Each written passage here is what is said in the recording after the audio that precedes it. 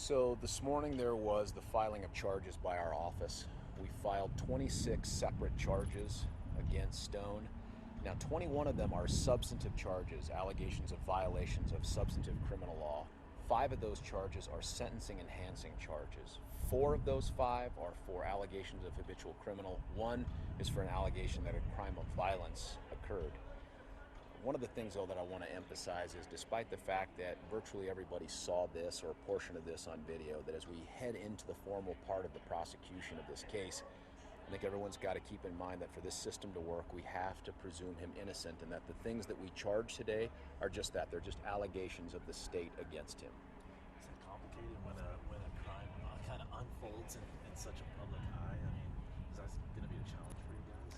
Probably going to be more of a challenge for him than for us. I mean, the fact that it's all caught on video, and thank you media for doing that, I think makes our ability to move forward on this case a lot easier. I mean, the goal with these particular charges was to make sure that we named as many of the victims of this ongoing act as we could to give them a vehicle into the system. So of those 21 charges, I think there are, I may get this number wrong, but 11 named victims. The one that stands out probably most in people's minds is Trooper He, and then we also have the 4-year-old who we've alleged was kidnapped and also suffered child abuse by virtue of the act that took place up north.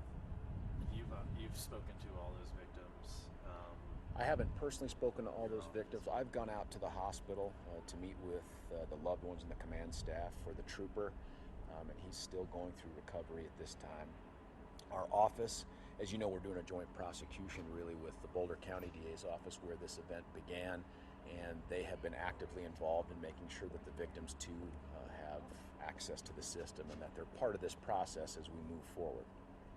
Obviously the victims are probably pretty satisfied with what you're going after here. I think it's early enough that this is probably still pretty fresh for them. I mean, we have 9 of the victims named who suffered largely property damage. And the big ones are Trooper He.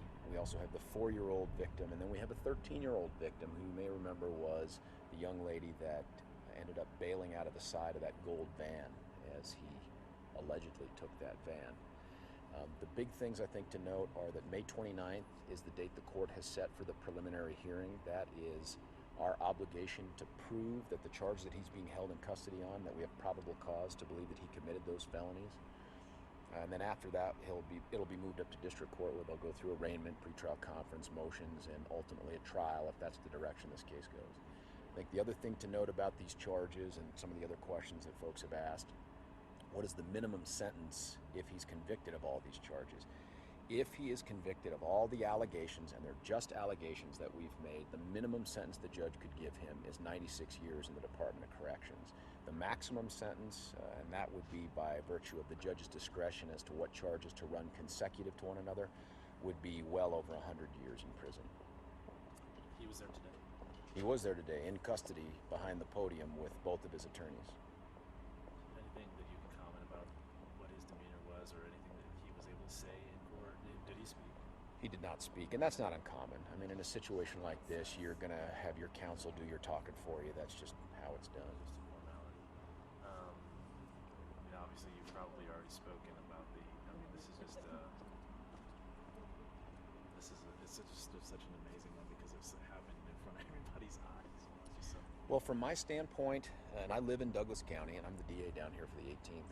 When I first started listening to this chase on my way to work, it was taking place up in Adams County, and then I remember sort of this surreal feeling of, does everything come down here? As I started hearing them call out things like Chambers and E470, and I thought, what? Why here? Why not go to Wyoming? Something. No offense to Wyoming. Arapahoe has just been the place to come, I guess. I don't know. We seem to have been very active recently. Yeah, that's for sure. It's the new interest. Everybody wants their opportunity to have loved ones come in here. How are you, my man? It's good to see you. I was at Ralston House.